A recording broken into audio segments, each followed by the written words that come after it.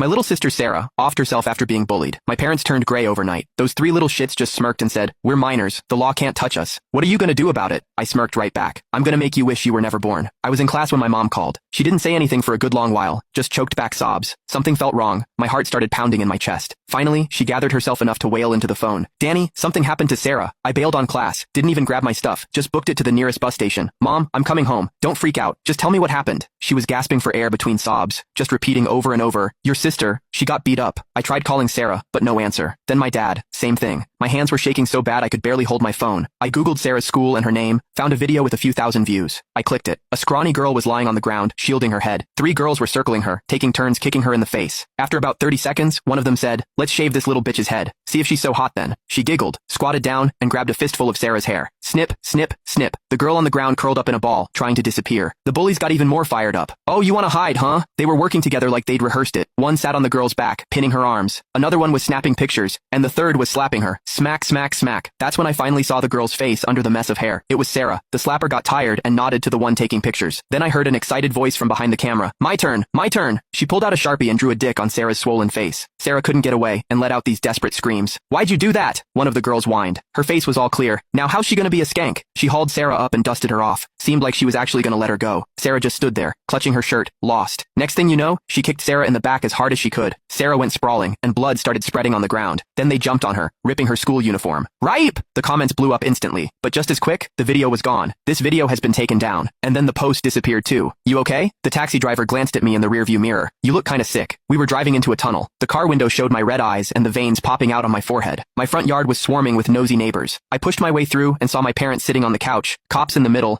then some guy in a suit, and three other middle-aged dudes, probably the principal and their parents. The three little shits were in the corner. Two of them were looking down, but the one in the middle was sitting on our old milk crate, filing her nails. When she saw me, she nudged the others, pointed at me, said something, and they all started laughing. "I'm gonna kill you." I grabbed the nearest thing, a glass vase, and charged, but they grabbed me right away. One of the parents even snatched the vase from me. "Let me go, or I'll kill you all." The shit in the middle hid behind her dad, grinning at me. A cop came over and patted me on the back. "Hey, calm down. We're trying to figure out how to settle things here. Don't make it worse." I shook off the parents' hands. "All right, how are you gonna settle it?" The mood in the room shifted. They all looked at each other, exchanging glances. They were definitely planning some BS. The principal pulled me aside, put an arm around my shoulder. "You're Sarah's brother, right? Look, the school takes this very seriously. We've given Wendy and the others a stern talking to. They promised it won't happen again. Seeing as it's their first offense, we're hoping you'll—" "What are you saying?" I shoved him away. "You want us to just let it go?" Caught off guard, the principal looked a little flustered. "Look, kid, we've already taken down all the social media posts. You know that kind of stuff going around ain't good for Sarah. She's a girl after all." "So?" I laughed, but there was no humor in it. "So should we get on our knees and thank you for your generosity? You took it down for Sarah or for these little monsters?" "Kid, you gotta look at the bigger picture." "Can't. All I know is my sister got hurt." That's when one of the parents scoffed. "Maybe you should ask yourself why it was just your sister out of the whole class who got picked on. I bet she did something to deserve it. Takes two to tango, you know?" I punched him in the face and he started bleeding. "What the hell, man? I'm gonna kill you." I was seeing red. I was about to beat him senseless, but the cops grabbed me. "Easy, kid. You hurt him. You'll be paying his medical bills." My mom pulled me back too. I looked at her face, covered in tears, and my heart sank. "Officer, we're pressing charges. How many years are they looking at?" The cop sighed. "I understand how you feel, but realistically, even if we go by the book, they'll probably get a few days in juvie and a couple thousand in fines. They're minors. A few days? A few $1,000s? My brain exploded. I turned and saw the little shit smirking. Hearing they might get juvie time, the parents got worried about a record and started signaling their kids. The three of them rushed up to me, bowing and apologizing. Wendy grabbed my hand. "I'm sorry. We know we messed up. It won't happen again." I felt something hard in her palm and looked down. She'd slipped me a bloody hair clip. The one I gave Sarah. It had a few strands of hair stuck to it, probably ripped right out of Sarah's head. Fuck. I was about to slap her, but her dad pulled her behind him. "I'm sorry, Danny." She was crying crocodile tears. "Hit me. Do whatever you want." She was crying, but her right hand was giving me the finger. "I'm gonna kill you. Calm down." The cop stepped between us again. "The family's upset. We'll talk about this later. You guys gotta go." The house was dead silent. It was almost 10, and Sarah still wouldn't come out. We were sitting outside her bedroom door, nobody willing to leave. "Mom, Dad, go to bed. I'll watch over her," I said. "How can I sleep with Sarah like this?" my dad asked. Mom patted his back and leaned on his shoulder, her eyes all red and swollen, her tears long gone. "Those bastards might come back tomorrow. You need to rest," I said. "He's right," Mom said. "Listen to Danny. She'll be safe with him." Dad sighed heavily and slowly walked away. He used to work construction and hurt his back lifting sandbags. It got worse as he got older. Now all he can do is slap on a pain patch. Watching his hunched-over figure, my throat tightened. I was so angry. After my parents turned off the lights, I knocked on the door twice. Long, then twice short. That was our code. I used to sneak her out for late-night snacks. I would slip her candy when Mom and Dad weren't looking. We'd go have fun. But this time, I didn't get to see Sarah's smiling face. "Sarah," I whispered. "Can I come in?" I had a key to her room. Still nothing. I had a bad feeling. I grabbed the key and unlocked the door. The smell of blood hit me like a punch in the gut. The sheets were soaked in blood. Sarah was lying there, half her body covered in it. Her wrists had these deep, jagged cuts. "Sarah." I picked her up and ran out. "Mom, Dad." Sarah tried to kill herself. The hospital. 1 in the morning. I sat on a cold chair, staring at the operating room doors. Every time a nurse came in or out, I jumped. I'm 12 years older than Sarah. I was in 6th grade when Mom had her. When she was pregnant, my uncle teased me saying, "You're getting a sister? Your mom and dad won't love you anymore." So I didn't like her at first. Until one day after school, I saw Mom being discharged with a small baby in her arms. She was sucking her thumb, covered in a fresh baby smell. My mom looked at her with an endless amount of love. I was jealous. Then Sarah woke up, looked at me with her big eyes, and laughed. Mom said she was crying up a storm at the hospital, but she laughed at the sight of her brother. She likes her brother. That's when I realized she wasn't so bad. When she turned 3 or 4, she would follow me, waiting for me at the door to give me a hug when I got home. When I did my homework, she would watch, putting her head on the table. Mom would ask, "Danny, do you want some fruit?" I would shake my head. Then Sarah would say,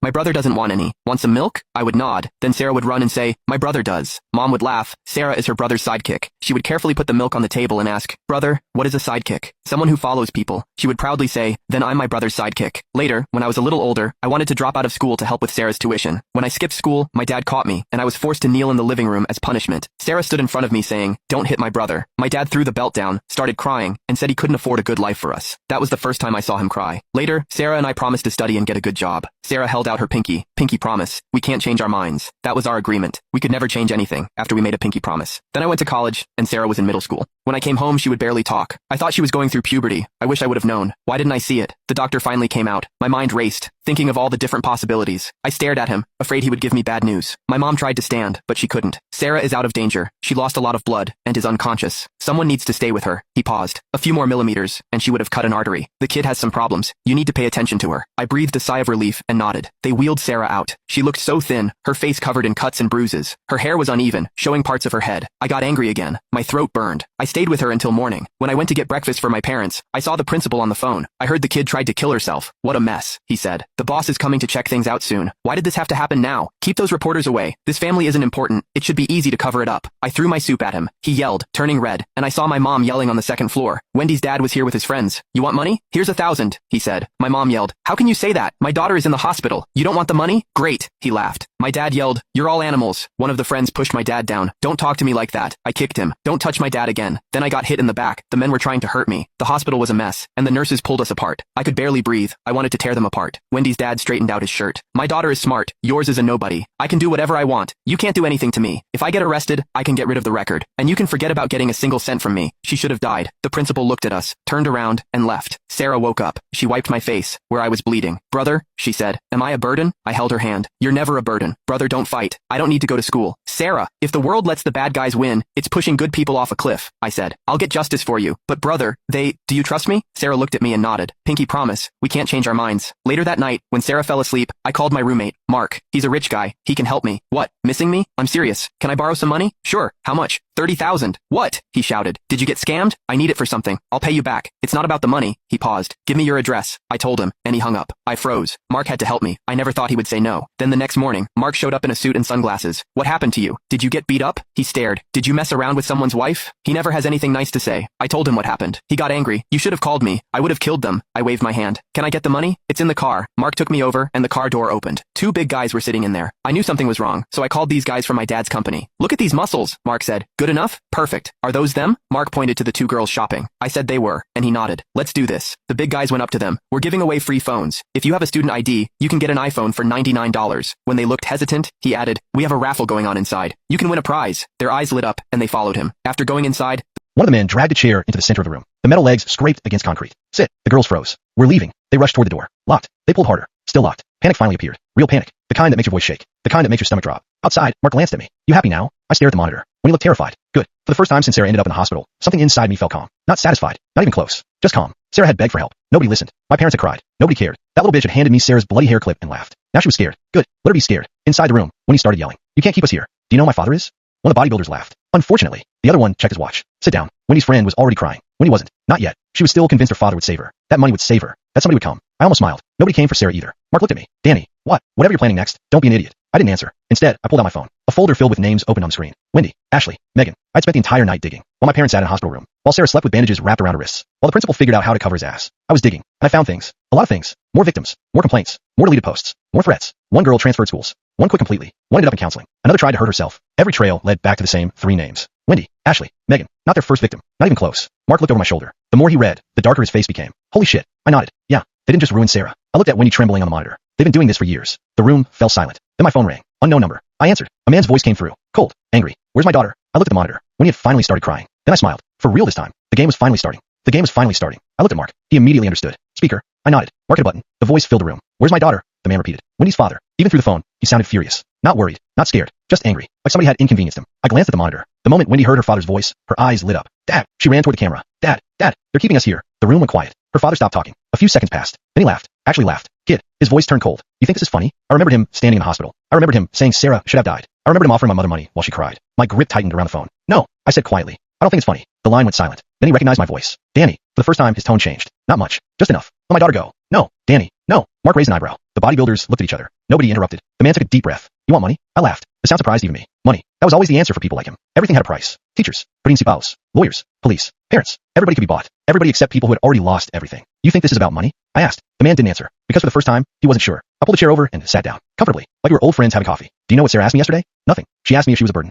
The line remained silent. My little sister was lying in a hospital bed asking me if she deserved what happened. Wendy's father sighed. Like he was tired. Like I was wasting his time. That made something inside me snap. Listen carefully. My voice dropped. I don't care about your money. I don't care about your lawyers. I don't care about your friends. For the next few weeks, every time your phone rings, you're going to wonder what I found next. The silence on the other end grew heavier. Every word was landing. Good. You covered for your daughter. You threatened people. You buried complaints. You think nobody notices because nobody fights back. I looked at Wendy. She was staring at the camera now. No more crying. No more confidence either. Just fear. Good. Let her listen. You're finally going to learn something.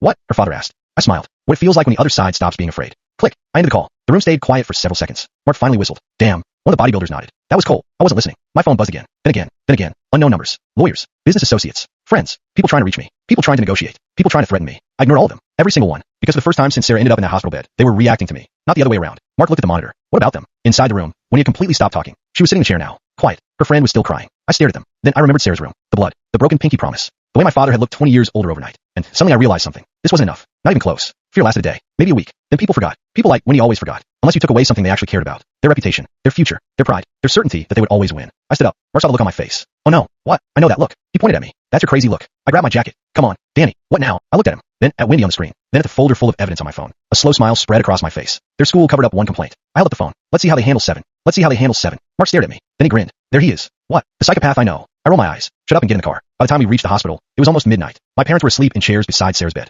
Mom's head rested on Dad's shoulder. Dad's back was bent awkwardly. Neither of them had gone home. Neither of them wanted to leave Sarah alone. For a moment, all the anger disappeared. They looked exhausted, old, defeated, like somebody had drained the life out of them. Sarah was awake. She looked up when I entered. Brother. I forced a smile. Couldn't sleep. She shook her head. Then she noticed Mark. Hi, Sarah. Mark awkwardly waved. She smiled a little. Everybody liked Sarah. That was the thing. Teachers liked her. Neighbors liked her. Store owners liked her. Even Mark, who hated almost everyone, liked her. Only monsters hated Sarah. Sarah looked at the bandage on my knuckles. You fought again. No. She gave me a look. The exact same look Mom used to give me. I sighed. Maybe a little. Sarah stared at me. Brother. What? Don't get arrested. I laughed. Mark laughed. Even Sarah smiled. But after a few seconds her smile faded. I mean it. Her voice was quiet. I don't want Mom and Dad crying anymore. That hit harder than any punch. For a moment, nobody spoke. Lenny sat beside her.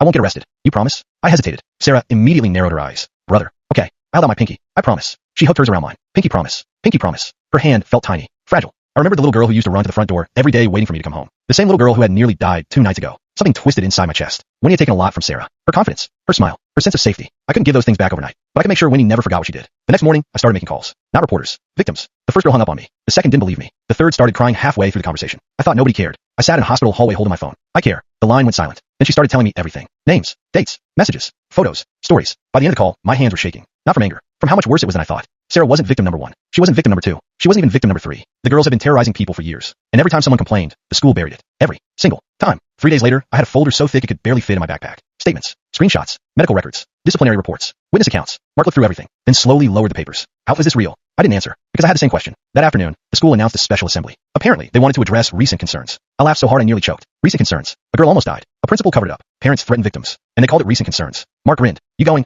Oh, definitely. The auditorium was packed. Students, teachers, parents, school board members, everyone. The principal stood on stage, sweating through his suit. Good. The man looked like he hadn't slept in days. Also good. He cleared his throat. As many of you know, the back doors opened. Every head turned. Mark walked in first. I walked in behind him. And behind us came 6 girls, the previous victims. The room fell silent. The principal's face went white. One of the teachers actually dropped a stack of papers. Nobody expected that. Nobody expected the kids they buried to come back. The principal stared at me. I stared right back. For the first time since this started, I saw fear in his eyes. Not nervousness, not embarrassment. Fear, because he finally realized something. Sarah wasn't alone anymore, and neither were the others. The assembly had been planned as a cleanup operation. A quick apology, a few empty promises, and everyone would move on. Instead, it was turning into something else. Something the principal couldn't control. And judging by the look on Wendy's face when she spotted the 6 girls standing beside me, she realized it too. The color drained from Wendy's face. One second she was sitting with her friends near the front. The next she looked like she wanted to disappear. Good. For years, other people had been the ones trying to disappear. Now was her turn. The auditorium was dead silent. The principal forced a smile. A terrible smile. The kind adults use when they're about to lose control and know it. Danny, he said into the microphone. This is a school assembly. If you have concerns, we can discuss them privately. Privately. The word almost made me laugh. Everything was always private with him. Private complaints. Private meetings. Private warnings. Private cover-ups. I started walking down the center aisle. The 6 girls followed behind me. Every pair of eyes in the auditorium tracked us. Students pulled out phones. Teachers exchanged nervous glances. The principal's hands tightened around the podium. Sit down, he said. I kept walking. Danny, sit down. Still walking. By the time I reached the front row, the principal was visibly sweating. I stopped, looked up at him, then looked at the audience. You know what Sarah's first question was after she woke up? Nobody answered. She asked if she was a burden. The room became even quieter. I saw several students lower their heads. A teacher looked away. The principal shifted uncomfortably. I continued. My sister was beaten. My sister was humiliated. My sister almost died. And when my parents asked for help, they got offered money. A ripple spread through the crowd. Whispers, gasps, murmurs. Wendy's father, sitting near the stage, immediately stood up. That's a lie. I turned toward him. No, my voice was calm. What's a lie is pretending this started with Sarah. Then I stepped aside. The first girl behind me walked forward. A skinny girl with glasses. Her hands trembled. The principal recognized her immediately. I could tell. His face changed. She grabbed the microphone. They locked me in a bathroom for 3 hours. The room froze. Another girl stepped forward. They posted edited photos of me online. Then another. They stole my medication. Another. They followed me home. Another. They spread rumors that I slept with teachers. Another. I stopped eating for months. One by one. Story after story. The auditorium transformed. The silence disappeared. Parents started whispering. Students stared. Teachers looked horrified. And with every victim that spoke, when he sank lower in her seat, the principal finally snapped. That's enough. His voice echoed through the auditorium. Everyone looked at him. Big mistake. Because now all the attention was on him. The first girl pointed directly at him. I reported it. The second girl nodded. So did I. The third. Me too. Then the fourth. And you did nothing. The fifth. You told my parents not to make trouble. The sixth. You said it would hurt the school's reputation. The principal looked like he'd been punched. The audience exploded. Parents stood up. Questions started flying. What is she talking about? Is this true? You knew. You covered this up? The principal tried speaking. Nobody listened. For the first time, he wasn't controlling the room. The room was controlling him. I looked toward Wendy. She was crying now. Real tears. Not the fake ones she'd used in my living room. Not the fake ones she'd used in front of the police. Real fear. Because she finally understood something. The adults weren't protecting her anymore. The walls were cracking. Fast. Then a voice rang out from the back. A familiar voice. Excuse me. The entire auditorium turned. Sarah. My heart nearly stopped. She was supposed to be resting. She was supposed to be in the hospital. But there she was. Standing in the doorway. Small. Thin. Bandages still visible beneath her sleeves. The crowd immediately parted. Sarah slowly walked forward. Every step seemed to take all her strength. I moved toward her. Sarah. What are you doing here? She looked up at me. Then she looked at Wendy. The room was so quiet you could hear people breathing. Sarah swallowed. Her hands were shaking, but she kept walking until she stood directly in front of Wendy. Face to face. Nobody moved. Nobody spoke. Then Sarah asked a single question. The same question she'd asked me in the hospital. The same question that had been haunting her for days. Her voice barely rose above a whisper. What did I do to you? Wendy opened her mouth. Nothing came out. Sarah's eyes filled with tears. What did I do? For the first time since this nightmare began, nobody could hide behind lawyers, or money, or school policies, or excuses. There was only a broken girl asking for an answer, and an entire auditorium waiting to hear it. Wendy stood frozen. The microphone was only a few feet away. The entire school was watching. Teachers, parents, students, school board members, everyone. Sarah's voice shook. What did I do? Tears slid down her face. I never talked to you. I never reported you. I never fought with you. Her hands were trembling. So why? The silence was unbearable. For the first time in her life, Wendy couldn't hide behind her friends. Couldn't hide behind her father. Couldn't hide behind the principal. There was nowhere to run. Her father jumped to his feet. Wendy, don't answer that. Big mistake. Immediately, dozens of people turned toward him. The audience erupted into angry whispers. Sarah didn't even look at him. She kept staring at Wendy, waiting. The way someone waits for an explanation that never comes. Wendy opened her mouth, closed it, opened it again. Nothing. Then suddenly she screamed. I don't know. The words echoed through the auditorium. People froze. Even Sarah looked surprised. Wendy's face twisted. I don't know, okay. She started crying harder. You were just there. The room went dead silent. I don't know why. You were always smiling. You were always nice. You always acted like everything was okay. Every sentence sounded worse than the last. Wendy looked completely out of control now. Like years of ugliness were pouring out at once. I hated it. A collective gasp swept through the audience. Sarah looked stunned. I hated how everyone liked you. Wendy shouted. I hated how teachers helped you. I hated how people cared about you. Her breathing became ragged. My parents only cared about grades. They only cared about winning. They only cared about appearances. Tears streamed down her face. And then there was you. She pointed at Sarah. You were happy for no reason. The auditorium sat in horrified silence. Nobody interrupted. Nobody stopped her. Because every person there realized they were hearing the truth. Not an excuse. Not defense. The ugly truth. Wendy's shoulders shook. We were just messing with you at first. Sarah flinched. The 6 girls behind me looked sick. But then everybody laughed. Wendy's voice became smaller. So we kept doing it. My fist clenched. Not because I wanted to hit her. Because of how casual it sounded. A human life reduced to. Everybody laughed. So we kept doing it. Sarah stared at her. For a long moment neither girl spoke. Then Sarah quietly asked. When was enough supposed to be enough? Wendy didn't answer. Because there wasn't an answer. Sarah nodded slowly. Like she finally understood something. Not why it happened. But what kind of people had done it. She wiped her eyes. Then turned around. The entire auditorium watched her walk away. No dramatic speech. No shouting. No revenge. Just a broken girl walking toward the exit. Halfway there, she stopped. Without turning around, she spoke. I spent 3 days thinking maybe I deserved it. Her voice carried through the room. I kept trying to figure out what I did wrong. Nobody moved. Nobody made a sound. Then Sarah said, I don't think that anymore. The words hit harder than any scream. My mother started crying. My father lowered his head. Several teachers looked away. Sarah took another step, then another, and kept walking. The moment the doors closed behind her, the auditorium exploded. Questions, shouting, arguments, parents demanding answers, students yelling at teachers, school board members surrounding the principal. The principal desperately tried to regain control. Everyone calmed down. Nobody listened. For years he had controlled every conversation. Today nobody cared what he had to say. I watched as the crowd swallowed him whole. The same way he'd allowed countless complaints to disappear. Only now there was no place left to hide. Mark appeared beside me. Well, I stared at the chaos. The principal being cornered. The school board panicking. Wendy's father shouting into his phone. Wendy sitting alone, crying. Well, what? I asked. Mark looked toward the door Sarah had walked through. For the first time since I've known you. He smiled slightly. I think your sister won. I looked at the auditorium, then at the closed doors. And for the first time since I smelled blood in Sarah's room, I wasn't thinking about revenge. I was thinking about Sarah, and whether she'd finally stopped blaming herself. I was thinking about Sarah, not Wendy, not the principal, not even the investigation that was obviously about to tear the school apart. Just Sarah. I pushed through the crowd and headed for the exit. Behind me, the auditorium was descending into chaos. Parents were demanding meetings. Students were posting videos. Teachers were arguing with administrators. The principal was surrounded by angry school board members. For once, I didn't care. I found Sarah sitting alone on a bench outside the building. The afternoon sun was starting to set. She looked exhausted, like speaking those few sentences had taken everything she had. He sat beside her. Neither of us said anything. A minute passed, then two. Finally, Sarah spoke. Brother. Yeah. Was I brave? My throat tightened. I looked away before she could see my eyes. You were terrifying. That earned a small laugh. A real one. Not a fake smile. Not the fourth expression she'd been wearing in the hospital. An actual laugh. The first one I'd heard in what felt like forever. Really? Absolutely. You made a grown man nearly faint. Sarah smiled. The principal? The principal. That made her laugh again. For a few seconds, she almost looked like herself. Then her smile faded. Do you think people will hate me now? I stared at her. The question made me angry all over again. Not at her. I would have been done to her. The fact that after everything, she was still worried about what other people thought. I shook my head. No. Some people might. Sarah looked down. But they're idiots. She looked back up. And idiots don't get a vote. That earned another laugh. Good. Keep laughing. Please keep laughing. Because for days, all I'd heard was crying. All I'd seen was blood. All I felt was rage. The sound of Sarah laughing was better than revenge. For a moment, anyway. My phone buzzed. Then buzzed again. And again. Mark. Mark. Mark. Then 20 other messages. I checked them. My eyebrows rose. What? Sarah asked. I handed her the phone. The school's official social media page had released a statement. Then another. Then another. Each one was getting destroyed in the comments. Thousands of replies. Parents demanding answers. Former students sharing stories. People posting screenshots. More victims coming forward. Sarah blinked. There are so many. Yeah. There were really that many? I nodded. She stared at the screen for a long moment. Then quietly said, I thought I was alone. That hurt. Because I knew she believed it. For months. Maybe years. She thought nobody understood. Nobody cared. Nobody would help. I put an arm around her shoulders. Not anymore. A black car suddenly pulled into the parking lot. Then another. Then another. Mark stepped out of the first one. He looked far too happy, which was usually a bad sign. He jogged over. Danny. What now? His grin widened. The principal just resigned. I blinked. What? 5 minutes ago. Sarah's eyes widened. Mark pulled out his phone. Sure enough. There was. Official statement. Effective immediately. Resignation. The three of us stared at the screen. After everything. All the complaints. All the lies. All the cover-ups. The man had finally fallen. Sarah looked stunned. That was fast. Mark snorted. When rich people start getting scared, things move quickly. I couldn't help smiling. Not because it fixed anything. It didn't. Sarah still had nightmares. My parents were still exhausted. Nothing could erase what happened. But for the first time since that phone call from Mom, the people responsible were finally facing consequences. And judging by the look on Mark's face, this was only the beginning. My phone buzzed again. Unknown number. I answered. Hello. A nervous voice came through. Is this Danny? Who's asking? The caller hesitated, then quietly said, My name is Emily. My expression changed immediately. I recognized the name. One of the victims. One of the girls from the files. What is it? There was a long silence. Then she whispered. I found something. The smile disappeared from my face. What kind of something? More silence. Then, a recording. I stood up. Mark stopped smiling. Sarah looked worried. My grip tightened on the phone. What recording? Emily took a shaky breath. The one they paid to make disappear. Everything went quiet. Even the wind seemed to stop. Then Emily said 4 words. And my blood ran cold. It shows all 3. For a second, I didn't move. Didn't breathe. Mark noticed immediately. Danny, I held up a hand. Not now. On the phone, Emily's voice shook. I wasn't supposed to still have it. Where did you get it? There was a pause. They made us delete everything, but I backed it up before I handed my phone in. My jaw tightened. Of course she did. The only reason anything was coming out now was because someone, somewhere, refused to stay quiet. Send it, I said. I can't, she whispered. My stomach dropped slightly. What do you mean you can't? I mean, she hesitated. If I upload it normally, they'll trace it. They already tried once. My dad got a warning call. Mark leaned closer. Sarah stood up from the bench, sensing something was wrong. Emily continued, quieter now. I need to get to you physically. A beat. I'm not safe where I am. That line changed everything. I looked at Mark. He already understood. No jokes this time. No smirking. Just focus. Where are you? I asked. She gave me a location. My mind started calculating instantly. Distance. Time. Risk. Patterns. This wasn't just another piece of evidence. This was a live trigger. Something someone had tried to bury so hard it came with consequences just for existing. I'm coming, I said. No. Emily replied quickly. If they see you, they won't. I hung up. Silence settled between us. Sarah looked up at me. What is it? I hesitated for half a second, then decided not to lie. One of the victims has something they hid. Mark exhaled slowly. Something big. I nodded. Big enough that people paid to erase it. That got his full attention. He pulled out his keys immediately. I'm driving.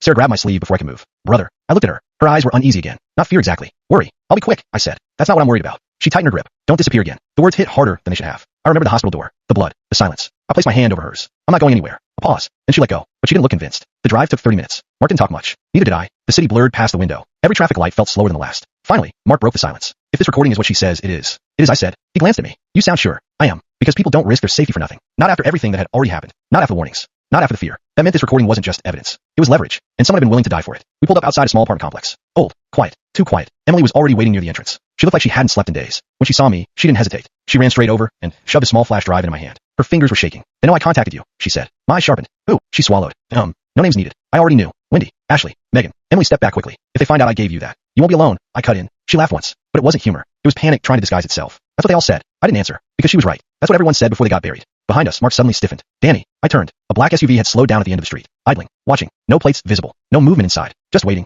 Emily went pale instantly. They followed me. My hand tightened around the flash drive. For the first time since this started, this wasn't about exposure anymore. It was about timing. Because whatever was on that recording, they were no longer willing to let it surface. At all. The SUV didn't move. It just sat there at the end of the street like it belonged there. But it didn't. Nothing about it belonged. Mark took a slow step forward. Get behind me, he muttered. Emily immediately grabbed my sleeve again, panic rising. They're gonna take it. They're not, I said. My voice came out calm. Too calm. The kind of calm that usually meant something had already snapped inside. The SUV's window slid down slightly. Just enough to show movement inside. Not faces. Just silhouettes. Watching. Waiting. Mark leaned toward me. Say the word. I didn't answer. My eyes stayed on the flash drive in my hand. Small, plastic, almost nothing, and somehow worth all of this. Emily was shaking harder now. I shouldn't have come, she whispered. I knew they were following me. I knew it. No, I said. You did the right thing. They made her look at me, confused, like she didn't believe people still said that and meant it. The SUV door opened. Slow, deliberate. A man stepped out. Not a student, not a kid, older, expensive suit, phone already in his hand. He didn't look at Emily. He looked at me, like I was the problem, like I was the mistake in the system. Danny, he called out calmly. My jaw tightened. Mark shifted forward again. I raised a hand slightly. Not yet. The man stopped a few meters away. You don't understand what you're holding. I let a short laugh. No, I said. I understand perfectly. His eyes flicked to the flash drive. Then back to me. Whatever you think you've uncovered, you're out of your depth. That word again. Depth. They always used it when they were trying to sound bigger than they were. I took a step forward. Emily grabbed my arm harder. Danny, don't. I gently removed her hand. It's okay. The man in the suit tilted his head. You think this ends well for you? I looked at him for a long moment. Then I smiled. Not friendly. Not warm. The kind of smile that didn't belong in a conversation like this. It already ended, I said. He frowned slightly. Before he could respond, Mark moved. Not violently. Not dramatically. Just enough to shift position between me and the SUV. A silent line drawn. The man noticed. So this is what it's come to, he said. Vigilantes. I shook my head. No. I lifted the flash drive slightly. This is what it comes to when people like you think silence is permanent. A beat of silence. The air felt heavier now. Then the man spoke again, slower. Give it to me. No. A pause. Then almost softly. You're making a mistake. I nodded once. I know. That answer surprised him. For the first time, his confidence cracked slightly. I stepped closer. Close enough that my voice didn't need to carry. You came here because you're scared, I said quietly. That means I'm already winning. His jaw tightened. Behind him, the SUV's engine finally started. Emily backed away slowly. Mark didn't move. Neither did I. The man held my gaze for a long second. Then he said something I didn't expect. This doesn't just affect you and your sister. My expression didn't change, but my attention sharpened. He continued. If that recording gets out, people above all of us start talking. A pause. And when they start talking, they don't stop at a school. Silence. For the first time, the threat wasn't personal. It was structural, wide, deep, messy in a way that went beyond Wendy, beyond the school, beyond anything I prepared for. The man watched my face carefully, waiting for hesitation, waiting for doubt. Mark glanced at me. A silent question. Emily stood frozen behind us. I looked down at the flash drive again. Then I met the man's eyes. I don't care how far it goes, I said. His expression tightened. I care how far it's been allowed to go. A long silence followed. Then I took one step back. The SUV door closed. The engine revved once, and it left, just like that, gone, as if it had never been there. Emily let out a shaky breath. They'll come back, she said. I looked at her. No, they'll go upstairs first. Mark frowned. What does that mean? I stared at the empty road where the SUV had been. It meant this wasn't just a school problem anymore. It meant Wendy was no longer the top of the chain. She was just the beginning. And now I had something they were willing to come out into the open to stop. I tightened my grip on the flash drive. Let's see how deep this actually goes. Let's see how deep this actually goes. Mark didn't like that sentence. I could tell by the way his jaw tightened. Danny, he said quietly, whatever you just stepped into, it's bigger than revenge on a couple of schoolgirls. I didn't look at him. Yeah, I replied. I figured. Emily was still shaken, standing a few steps behind us like she wasn't sure she was allowed to exist in this conversation anymore. I'm sorry, she said suddenly. We both turned to her. For what? Mark asked. For bringing it to you. I shook my head. No, I held up the flash drive. You didn't bring this to me. I tapped it lightly. This brought you to me. Her eyes flicked to it like it was alive, like it could bite. Mark exhaled slowly. So what now? That was the real question. Not what happened, not who's guilty, but now, because now things had changed. The SUV wasn't just a warning. It was confirmation. Someone above, Winnie, had noticed. And they didn't send a message like that unless they were deciding between cleanup or elimination. I looked at Emily. Where'd you get the recording? She hesitated, then spoke fast. School server backup. It was a private archive they thought was deleted. I used to help in the media club. I still had access credentials. Mark blinked. So you've had this the whole time? She nodded quickly, but I didn't understand what it was at first. I thought it was just footage. Then I saw the names, and the timestamps, and her voice cracked, and I realized why they made everyone delete everything. Silence fell again, the kind that sits heavy in your chest. I turned the flash drive over my fingers. Who knows you have it? Only you, she said immediately. Then she hesitated. And them. Mark cursed under his breath. That made it worse. If they already knew Emily had it, then the clock wasn't just ticking. It was already halfway done. I stepped back toward the car. We're not staying here. Mark nodded instantly. Agreed. Emily froze. Where am I supposed to go? I stopped, looked at her, then made a decision. You're coming with us. Her eyes widened. I can't. If they track me. They already did, I said. That shut her up. Mark opened the car door. Get in. She hesitated for half a second, then got in. I followed. The door shut. The car pulled away. For a few minutes, nobody spoke. Only the sound of tires on pavement. Then Sarah's name came up on my phone. I answered immediately. Brother? Her voice. Smaller than usual, but steady. Yeah. Are you coming back soon? I glanced at Mark in the driver's seat. At Emily, sitting rigidly beside me. At the flash drive in my hand. Yeah, I said. I'm coming back. A pause. Then she said something that made my chest tighten. Don't do anything that makes you disappear again. I closed my eyes for a second. I won't. But even as I said it, I wasn't thinking about promises anymore. I was thinking about patterns. Systems. People who thought they could erase things. And what kind of power it took to make an entire record vanish. The SUV had been a warning. Not to stop me, but to see if I'd flinch. I didn't. And now they were going to respond properly. Mark's voice broke the silence. Where are we going? I looked out the window as the city passed by. Somewhere with internet, I said. Emily frowned. What? I tightened my grip on the flash drive. Because if they think I'm just holding evidence. I paused, then finished it. They're going to try to take everything. Mark glanced at me. You planning to upload it? I shook my head. No. I looked down at the drive again. I'm planning to make sure they can't delete it fast enough. And for the first time since this started, I wasn't reacting anymore. I was setting the terms. Mark barely finished the turn before my phone lit up again. Unknown number, then another, then a third, all in under 10 seconds. Emily saw it and went pale. They found me already, she whispered. I didn't even answer the calls. Instead, I opened the flash drive, plugged it into my phone. Mark glanced over. What are you doing? Not waiting. A file list popped up. Dozens of videos, audio logs, hidden folders, and one labeled full backup, do not restore. Emily's breath caught. That's it. The car hit a red light. For half a second, everything was still. Then my phone vibrated violently. A text appeared on screen. Stop opening files. Mark read out loud. Silence. Then he swore. Yeah, I said quietly. They're watching. Emily turned toward me. We need to delete it. Right now. They'll come for. No. I tapped the first file. It opened. Audio. Static. Then voices. Wendy's. Laughing. Ashley asking if they should break her again tomorrow. Megan saying, the school will handle it. Then another voice. Not a student. Adult. Calm. You did fine. We'll take care of the paperwork. Mark's grip tightened on the steering wheel. That's a staff member. I nodded. Yeah. The light turned green. We didn't move. Because behind us, a black SUV turned onto the same road. Then another. Then another. Emily whispered, they're not letting us leave. I looked up. 3 vehicles. Boxing us in slowly. Controlled. Organized. Not panic. Procedure.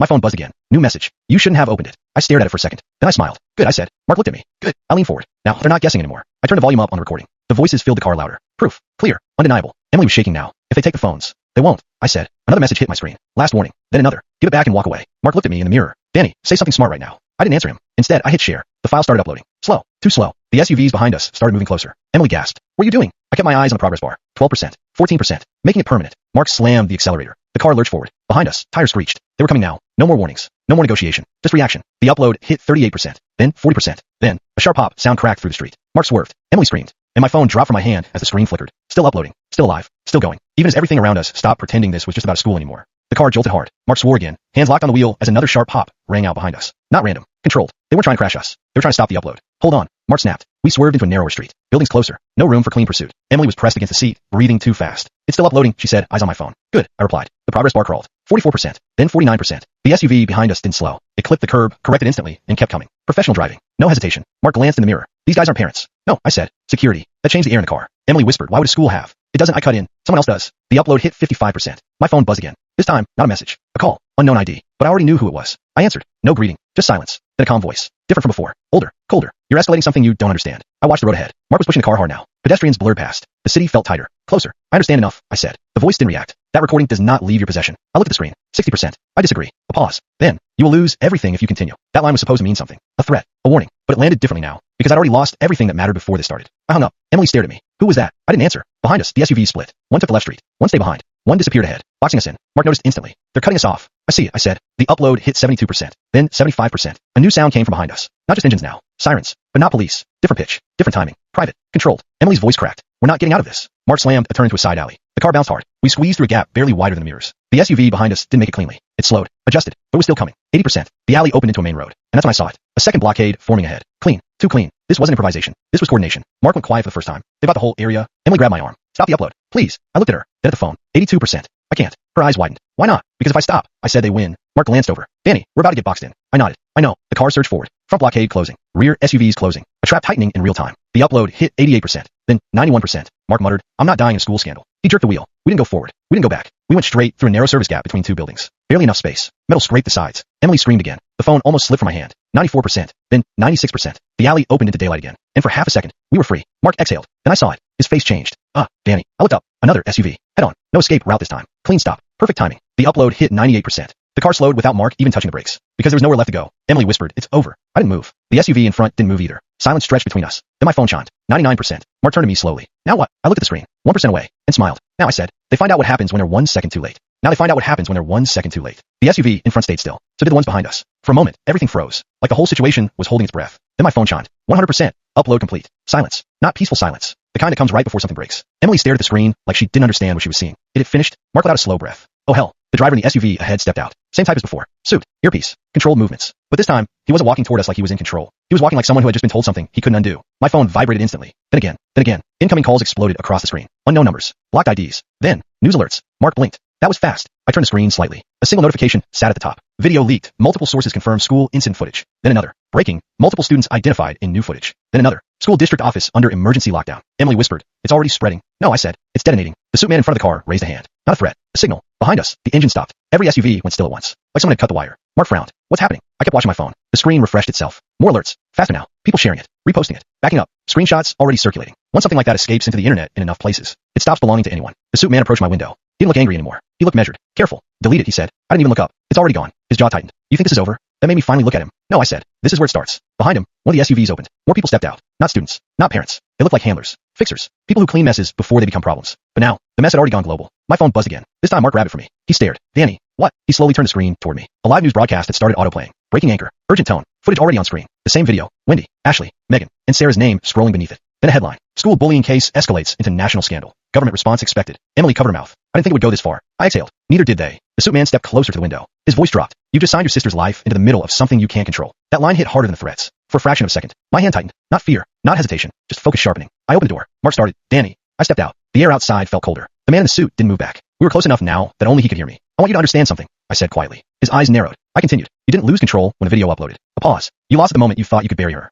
Something flickered in his expression. Not anger. Recognition. Behind us, phones everywhere were lighting up. People filming, recording, sharing. The system wasn't local anymore. It was everywhere. The suit man spoke lower. What do you want? I glanced at the SUVs, at the silent line of vehicles, at the people who came prepared to erase things. Then I looked back at him. Nothing you can give me. That unsettled him, because people like him were used to transactions, deals, exchanges. Everything had a price. But this didn't. Mark stepped out behind me now. Emily stayed in the car, frozen. Sirens finally started sounding in the distance. Real ones this time. Not private. Public. Uncontrolled. The suit man's earpiece crackled. He listened. His face changed slightly. Then again. Then he went still. He looked at me differently now. Like I was no longer just a problem, but a trigger point. Authorities are on their way, he said finally. I nodded. Good. He frowned. You think that protects you? I shook my head. No, I think it removes you. For the first time, he didn't respond immediately. Because now it wasn't just about us. It wasn't just about Wendy. It wasn't even about the school anymore. The chain had snapped, and everything holding it together was collapsing in real time. Mark leaned closer to me. Danny, this is getting out of control. I watched the distant flashing lights approach. No, I said quietly. This is what control looks like when it finally changes hands. And as the sirens got louder, the suit man stepped back. For the first time since this started, he wasn't in charge of the outcome anymore. The sirens didn't fade. They multiplied. One became three. Three became a line of flashing lights turning into the street. Real police this time. No SUVs. No suits pretending to be invisible. Just loud, undeniable arrival. The suit man stiffened. Behind him, the handler shifted. For the first time, their formation broke. Mark let out a breath beside me. Now it's getting messy. I didn't look away from the road, because I could already feel it changing. Not calming down. Spreading. A black police cruiser screeched to a stop. Doors opened instantly. Officers stepped out, weapons not raised, but hands already on them. Training. Reaction. The situation had already been flagged as unstable. One of them spoke into a radio.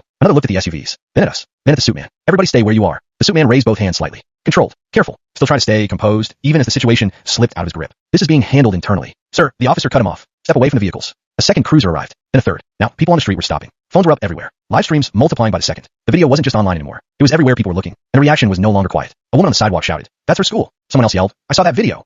Another voice, "That's the principal's car." The system wasn't contained anymore. It was exposed in public air. Mark glanced at me. "Danny, this is going national." I nodded. "I know." The suit man finally turned slightly toward me again. His voice was lower now, not threatening. "Jean, you don't understand what you've triggered." I met his eyes. "I understand exactly." A beat. Then I added, "You just didn't think anyone would ever push the button." His jaw tightened. Behind him, one of the handlers whispered something into a phone. Panic now. Real panic. Not controlled anymore. A police officer stepped forward. "Sir, you're gonna need to come with us." The suit man didn't move. Then another officer arrived. Then another. The perimeter was forming now. Not around us. Around them. Mark exhaled slowly. They're actually detaining him. I finally let out a breath I didn't realize I was holding. Not relief. Just release. The suit man looked at me one last time. And for the first time since this started, there was no confidence in his expression. Only calculation. Like he was trying to figure out what kind of person breaks a system like this and still stands there calmly afterward. Then he turned away. The police moved in. Handcuffs clicked. Clean. Final. No negotiation left. The SUVs were surrounded next. Doors opened. Phones were confiscated. People were being pulled out. Controlled chaos turning into structured arrests. Emily finally got out of the car, stumbling slightly. "It's over," she asked. No one answered immediately, because the truth was, it wasn't over. It was just no longer hidden. Mark looked at the phone still in my hand. News alerts were still exploding. Live streams were still climbing. Comments were still flooding in. "This is everywhere now," he said quietly. I nodded. "Yeah." Then I looked at the police scene, at the arrests, at the flashing lights, at the people who thought they could bury everything. "They can't put it back," I said. A beat. Emily whispered, "What happens now?" I finally looked away from the chaos. Back toward the road home. Back toward Sarah. And for the first time since the hospital, my answer wasn't anger. It wasn't revenge. It was something quieter, heavier. Now I said, they have to live in it. Now they have to live in it. The words hung there for a second. Not dramatic. Just final. Behind us, handcuffs clicked again. Someone shouted for a medic. Another officer ordered the SUV searched. The whole street had turned into a controlled storm of flashing lights and click commands. But none of it felt like chaos anymore. It felt like consequence arriving late, but arriving anyway. Emily stood there staring at the scene like she still didn't fully believe it was real. "I thought they would get away," she said quietly. Mark scoffed. "They always think that." I didn't respond, because my phone buzzed again. And this time, it wasn't a news alert. It was a message from an unknown contact. Just one line. "You didn't win. You just opened the door." I stared at it. Long enough that Mark noticed. "What?" I showed him. His expression changed immediately. "There's more." Not a question. A statement. Emily saw it too and went pale again. "I told you," she whispered. "I told you it was bigger." I locked the phone, put it back in my pocket, then looked back at the police scene. The suit man was being led into the cruiser now. His head turned slightly, not toward the officers, toward me, just for a second. And in that second, I understood something simple. He wasn't top. He wasn't even close. He was just the part that got exposed first. Mark stepped closer. "So what now?" I watched the lights reflect off the road. Sirens still spinning. People still filming. The story still spreading. "I go home," I said. Emily blinked. "That's it." I nodded. "For now." Mark frowned. "For now." I finally turned away from the scene. Because even though everything had exploded outward, the part that mattered was still waiting somewhere else. Sarah, my parents, the house, the silence after everything burns down. I started walking toward the car. "They're gonna try to rewrite it," I said. Mark followed. "And you're gonna stop them?" I paused for half a second, then opened the car door. "No," I said. "I'm gonna make sure they can't find a clean version of the story again." I got in. Emily hesitated, then followed. Mark shut the door behind us. As the car pulled away from the flashing lights, the city behind us didn't feel calmer. It felt exposed, like something underneath it had finally been cracked open. My phone buzzed one more time. Unknown number again. I didn't open it. Not yet. Because right now, the only thing I was thinking about was getting back to Sarah. And whether she would believe me when I told her the truth. That the world didn't fix itself. It just finally started showing what it was made of. Now, they have to live in it. The handcuffs clicked. That was the only real sound that mattered. Everything else, sirens, shouting, cameras, blurred together. Mark exhaled hard. Finally. Emily was still shaking. "It's really over?" I didn't answer, because my phone lit up again. Breaking news. Then another. Then a flood. School scandal spreads nationwide. New victims come forward live. Government orders emergency review. Mark looked at it. "Yeah, that's not contained." The suit man was pushed into the cruiser. He looked back at me once. No confidence left. Just calculation. Like he already knew this wasn't the end of him. Just the beginning of the collapse. Then the car door shut. Gone. Emily let out a breath like her body forgot how to hold air. "It worked," she whispered. I turned toward the street. "No," I said. "It spread." Mark frowned. "Same thing." "No," I repeated. "Spread means you can still control it." I checked my phone. Another message. "Unknown. You took one layer. There are more." I deleted it immediately. No hesitation. Mark noticed. "What was it?" "Confirmation," I said. Emily blinked. "Of what?" I looked at the flashing lights. At officers still pulling names from cars. At people still filming like it was entertainment. Of what I already knew, I said. This wasn't the top. Mark went quiet. Then, so what's next? I finally turned away from the scene. Home. The drive back was faster. Nobody talked. Not because things were calm. Because they weren't. They were accelerating without us. Every few seconds, Mark's phone lit up with new headlines. Each worse than the last. Emily kept reading them under her breath. Another school, another victim. Wait, there's more recordings. They're saying it wasn't just students. That last one made Mark glance at me. I already knew. We pulled up to the house just after midnight. Lights still on inside. Sarah was waiting. She stood the second I opened the door. Brother, I walked in. For the first time all day, everything outside disappeared. No sirens. No headlines. Just her. I'm home, I said. She looked at me for a second, then at my face. You're lying, she said. I sighed. A little. That actually made her smile. Small, careful, but real. Then her smile faded. Did it stop? I paused. Outside, Mark and Emily were still in the car. Phone still buzzing. World still burning. I looked at Sarah. No, I said. It started something else. Her grip tightened slightly. Bad. I shook my head. Loud. That made her relax a little. Then she stepped closer. Are you safe? I looked at her for a second. At everything she'd been through. At everything she still had to recover from. Then I nodded. For now. She studied me like she didn't fully believe it. Then finally nodded back. Okay. A pause. Then quietly. Don't disappear into it. I didn't answer right away. Because I already knew the truth. Whatever had to start out there wasn't finished with me yet. Not even close.